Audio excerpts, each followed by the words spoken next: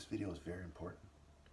First of all, I'd like to point out that Monica, in moments of the song Angel of Mine, looks like she could be my sister or something. Very similar look to me, especially when I was younger and I used to have a picture. And if I'll try to dig it up and put it at the end of this video of my picture with the Cali beanie on and the martial art gi that matches next to her in that video. But now let's consider this. In this video, you'll have no doubt in your mind that every attractive woman should give me a chance and should be willing to sleep with me. Now, obviously, it's too late for that now. My brain sustained damage. We'll leave that alone, but let's listen to this video, okay? Let's get to the bottom of this.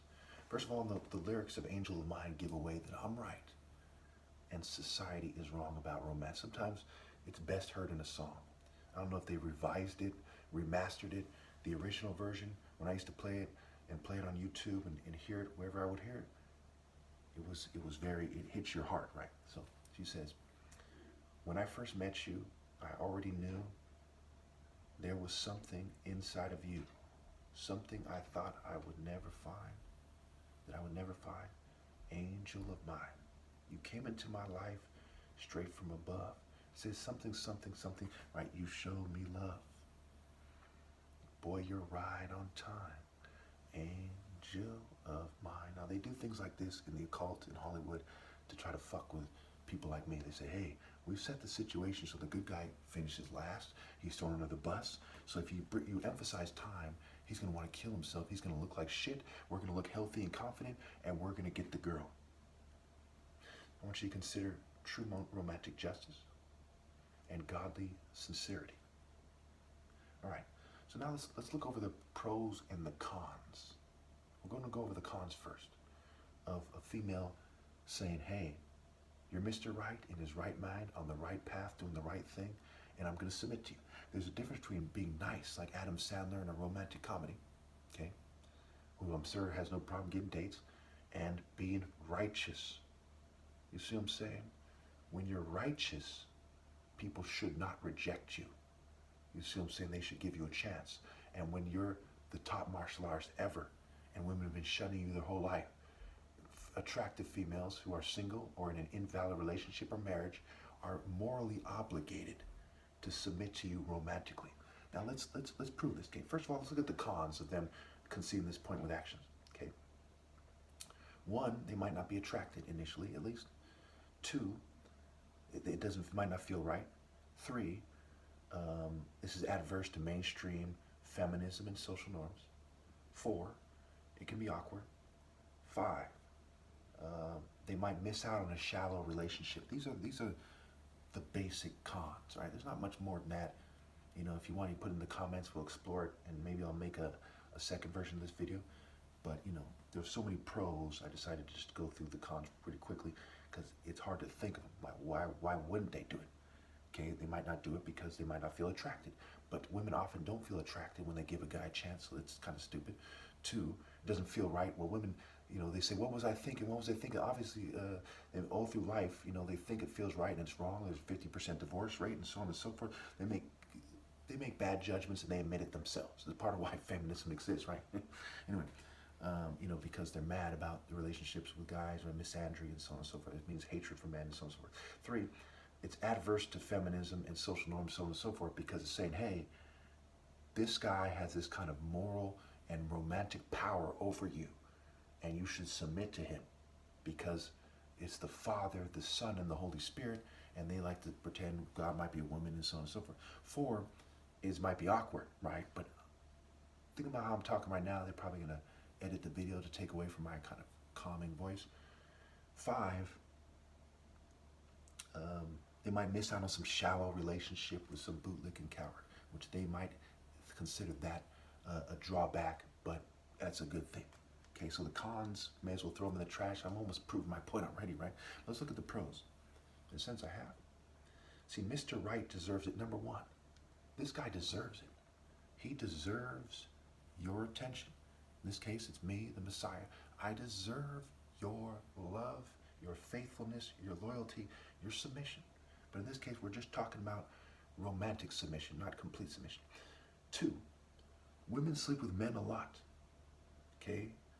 Um, and it is a form of justice to give me a chance to submit to me and see where it goes. And I go as far as say, I take it to the point of, I like making potent examples and controversial examples that I'm right about. And this includes, in this case, that they should submit sexually, romantically. They should let me make love to them. Okay.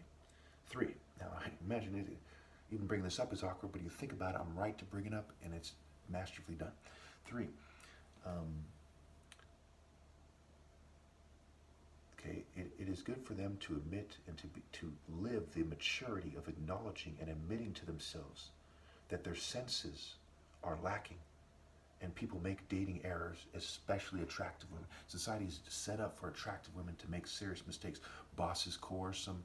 They date guys who, bootlick and so on and so forth. The most bootlicking toward women probably is toward attractive women, logically, right? So it's good for them to be mature and say, hey, you know what? It's stupid to be like a little girl saying, I want that toy. Oh, he's kind of cute. And it's better and it's more spiritually fulfilling to use logic and say, this guy's a righteous guy. Now let me try to use logic and sense and focus and consider his focus argument and his discipline argument to truly understand and perceive who this person is and interact and to see why he's different, what I'm missing. Okay, that's a mature stance, and it's good to be a grown woman and not a little girl, right? If you're female. Four, okay, it's resisting eugenics, right? The corporate state is trying to control who dates who. Say, why is she dating him, right? And this comes down from rich people, okay? And they say, well, he's a scrub, TLC, no scrubs, and so on and so forth. But Jesus and the 12 disciples, right? The Devil and Daniel Mouse cartoon, right? Aladdin, and it's a common theme that the poor guy is the good guy, and it's very much so in life, right? 1 in 5 CEOs are said to be psychopaths, and they're narcissists, and so on. The dog eat dog society. Well, who doesn't want to eat the other dog? Who wants to help people out, right? So you're resisting that kind of gold digger, hypergamy, eugenic argument, and that's good for you. 5. What do you think that Mrs. Wise and Mrs. Right would say you should do? What would an old wise woman who's considering my arguments say that you should do? Okay, now there's the Christian argument, right, of wait till marriage. Okay, but that goes back to this guy's Mr. Right. He's truly the righteous guy. His judgment and in terms of when you should make love to him is solid. Okay, if he can't afford to get married, why should he miss out? Okay. My judgment is solid, especially when you consider that I'm the Messiah. I am what validates marriage. It is impossible for me to say we should make love and not be right. Then we look at the Bible. King Solomon, he had hundreds of wives and hundreds of concubines. King David had more than one wife. Okay, Jesus is the root and offspring of David. Who are they to tell me when to make love and when not to? So what would Mrs. Wise say you should do? 6, you're resisting mind control and technologies of control. Okay, there's things that influence your feelings. There's sugars influence your feelings, prescription medications, drugs, okay, TV, and who knows what else other technologies they have, right? Things you picked up on the phone, the psychology games, on media sites, and so on and so forth. All right, 7, you're making it up to me or trying to. The fact that women do a number on men, they wear sexually suggestive clothing. There's, various types of, desirable presentations, women with professional dress, bikinis, what have you. Okay, so it's doing a number on me, and I'm missing out. I'm like, why don't they love me? So you're attempting to make it up to me. Number 8, females sleep with guys for all sorts of scandalous reasons. There's whores, women sleeping with their boss. So all kinds of women, they're sleeping around. Women in sex calls, they're doing all kinds of horrible things. They're sleeping with people for political movements, and so on and so forth. Number 9, reminds me of this song, I used to sing a lot. It was kind of weird. I was in my 20s, my 30s, and I'm singing this Monica song when she's 15, 16 years old, a different song, where she says, never meant to cause you no pain. I just want to go back to being the same. I only want to make things right. before you walk out my life. I'm the skywalker. I skywalked into this world, and before I skywalk out of the lives of the people in the world for the last time and seal them in hell, don't you want to make things right? Okay? Did you mean to cause God's son pain? And if you didn't, in a highly sexualized society, is it too much to romantically submit to me? Number 10, Boys to Men. Sometimes songs make it say it the best. So Monica, I never meant to cause you pain. I think it's the name of the song. I forgot what it's called. And 10, Boys to Men. Water runs dry. Okay? Let's not wait till the water runs dry. Why? The water of God, righteousness, well-being. Drink from my well. Okay? Will make the biggest mistake of our lives. It's like he's trying to explain to her, give me a chance. Give me, in that case, he might be saying, give him another chance. Say, give him a chance, one way or another. And don't make the biggest mistake of your life. Okay? That leads me to point 11. Okay? I'm different. You want to find out why. All right? Do unto others as you have them do unto you. If you were from above and everyone else was from worldly lines and families that don't understand you, would you want them to give you a chance?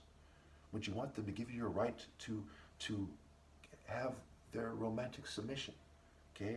A man wears the pants, the saying goes. You know, he takes charge, he leads, right? So don't make the biggest mistake of your life, okay? And do unto others as you would have them do unto you. And the greatest commandment is loving God with all your heart, all your soul, and all your being. And love your neighbor as yourself. So how much more should you love the Messiah? Is it loving me if you're an attractive woman and you're willing to give all these scoundrels in rebellion who are quote unquote nice guys at best, but they're not righteous, a chance? Guys who are really polite or classy, but they're not righteous.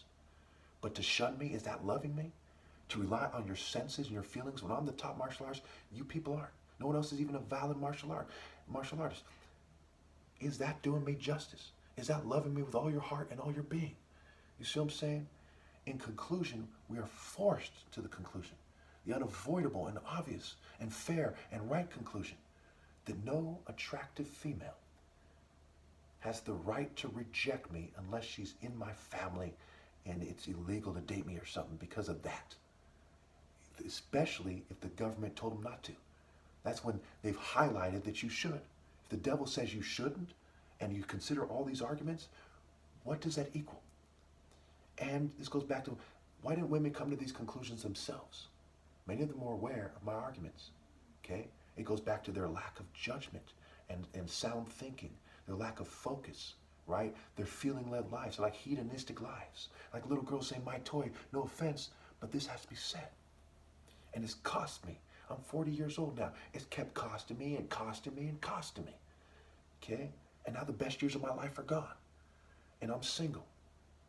And it's like they're little girls who should be grown, but they're not.